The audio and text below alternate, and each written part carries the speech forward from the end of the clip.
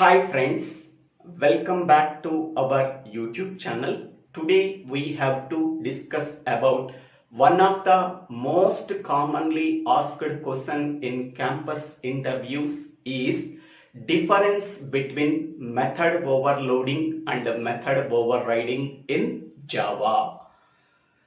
First point is, what is the definition of method overloading? Method overloading is a technique in which a class can have more than one method. All the methods have the same name, but they contain different number of parameters. That technique is called as method overloading. Now we can see this example. Here the class name is overloading. This class contains two methods. Two methods have the same name, that is add, but they contain different number of parameters. The first add method contains two parameters, whereas second add method contains three parameters. Okay, method name is the same, but they contain different number of parameters. This technique is called as method overloading. This first add method, we are passing two parameters A and B, performing the addition operation between A and B. The result is stored in variable C. Its data type is integer. Now we have to print the value of C. This is the first add method. Whereas second add method, we are passing three parameters P, Q, R. Three parameters are integer data type. Now we are adding the three parameter integer values. The result is stored in another variable S. Its data type is also integer. Now we have to print the S value. Okay, so here the method name is same, but signatures are different. Signatures are nothing but number of parameters. Here we are passing two parameters. Here we are passing three parameters. Method name is the same, but parameters are different within a class whenever they contain more than one method. All the methods within the class have the same name. This technique is called as method overloading. Next, definition of method overriding. When superclass method is overridden or modified in the subclass, then that technique is called as method overriding. Method overriding is a technique in which whatever the method that is present in the superclass, that method is also modified or overridden in the subclass. That technique is called as method overriding. Now this is the example. Here this is the superclass. In that superclass we are defining one method. That method is called as display method. In that display method, we have to display system.out.println superclass. Okay, now this is a subclass. Subclass extends super. Okay, by using the extends keyword, whatever the method that is present in the superclass, that is inherited into the subclass, but that method is hidden in the subclass. Okay, in the subclass again the same method can also be defined. Void display In that method, system.out.println, so that is a subclass. So whatever the method that is present in the superclass, that method is modified or overridden in the subclass. Here method name is same and the number of parameters are also same. Here this method does not contain any parameter, this method does not contain any parameter, and the return type is also same. Method name is same, number of parameters within the method is also same, return type is also same. Okay, whenever that method, whatever the method that is present in the superclass, that method is again defined in the subclass, then that method is said to be overridden. That process is called as method overriding. Okay. So this is the definition and this is the example of method overloading. This is the definition and this is the example of method overriding. Okay. Next point is overloaded methods should differ at least any one of these three things. Whatever the method that is overloaded within a class must have the different in the following things. First one is number of parameters. So number of parameters within the methods should be different.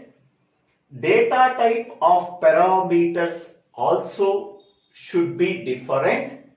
Order of parameters also should be different, but they must have the same method name. Okay, method name is the same but different in number of parameters, data type of parameters, order of parameters. So these three things should be different in overloaded methods, but they must have the same method name. Next, whereas in the case of method overriding, method name should be the same, number of parameters should be the same, data type of the parameters should be same, and order of the parameters also should be the same, and return type is also should be the same. Okay, in the case of method overriding, return type is same, method name is same, number of parameters is same, data type of parameters is same, and order of parameters is also should be the same in the case of method overriding. Next one, overloaded methods can have same or different return types. The return type of overloaded method should be the same or should not be the same. Okay, may or may not be the same. There is no problem at all. Whereas in the case of return type of overridden method in the subclass should be compatible with the return type of the superclass method. Okay, so return type should be the same for the methods present in the superclass and the subclass. Whereas in the case of method overloading, return type of the methods may or may not be the same. There is no problem at all. Next one, inheritance is not allowed. In the case of method overloading, inheritance concept is not used. Whereas in the case of method overriding, inheritance concept should be compulsory used. Next, static methods can be overloaded. Okay, so whatever the methods that are overloaded, that method is also static. Static methods can also be overloaded, but whereas in the case of overriding, static methods cannot be overridden. Next, private methods can also be overloaded, but private methods cannot be overridden. A method should be declared as private. That method cannot be overridden. Whereas in the case of method overloading, a method can be declared as private. That method can also be overloaded. Next point. A method can be declared as final. That method is also overridden. Whereas in the case of method overriding, a method can be declared as final. That method cannot be overridden. Next one. For method overloading, only one class is required. Within that class, we have to declare more than one method. All the methods have the same name but with different signatures. So one class is required to perform the method overloading. Whereas in the case of method overriding, two classes are required. One is a superclass and another one is a subclass. Two classes are required to perform the method overriding concept. Next one. Method overloading is used to achieve compile time polymorphism or a static polymorphism. Whereas method overriding is used to implement runtime polymorphism. Okay. Next point is overloaded methods can have the same visibility or a different visibility. Okay, so whatever the methods that can be overloaded can have the same access specifier or a different access specifier. There is no problem at all.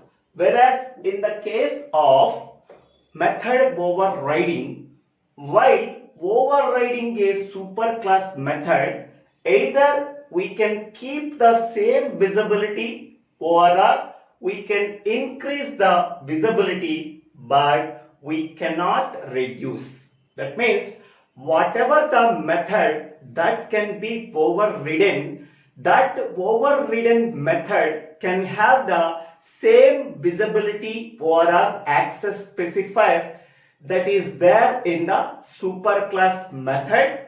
We cannot reduce it, but we may increase the visibility of the subclass method, whatever the method that can be overridden that is present in the superclass method. Okay, here we have to use the same visibility or a different visibility for the overloaded method in method overloading, whereas in the case of method overriding, we can keep the same visibility for the method that is present in the superclass and subclass. We are also increasing the visibility for the method that is present in the subclass, but we cannot reduce the visibility of the subclass method. Next one is method overloading is static binding, because binding can be performed between the method call and the method definition. That can be happened at compile time. Okay, in the compile time, there is a binding between method call and the method definition. That can be happened at compile time. Hence, we can say that method overloading is static binding. Whereas in the case of method overriding is dynamic binding. That means binding between the method call and the method definition happens at runtime. Hence, we can say that method overriding is dynamic binding. Next one is, in the case of method overloading, parameters should be the same, should be the different. Okay, method name is the same and the parameters should be different in the case of method overloading. Whereas in the case of method overriding, method name is also same, return type is also same, and number of parameters are also same in the case of method overriding. Here return type is the same, method name is the same, number of parameters is the same, order of parameters is same, data type of parameters should be the same in the case of method overriding. But in the case of method overloading, method name is the same but different in the number of parameters or order of parameters or data type of parameters. So this is the differences between method overloading and method overriding. These are the 13 differences. It is one of the most important concepts that can be asked in several campus interviews. So please listen this video carefully, and if you really like this video and my sessions, please forward these sessions to your friends and classmates. If you have any doubts, please put your doubts in the comment section. I will try to clarify your doubts. And don't forget to subscribe my YouTube channel. So Divyala Srinivasara. Please click on the like button and click on the bell icon to get the future updates in my YouTube channel. Thank you for watching this video.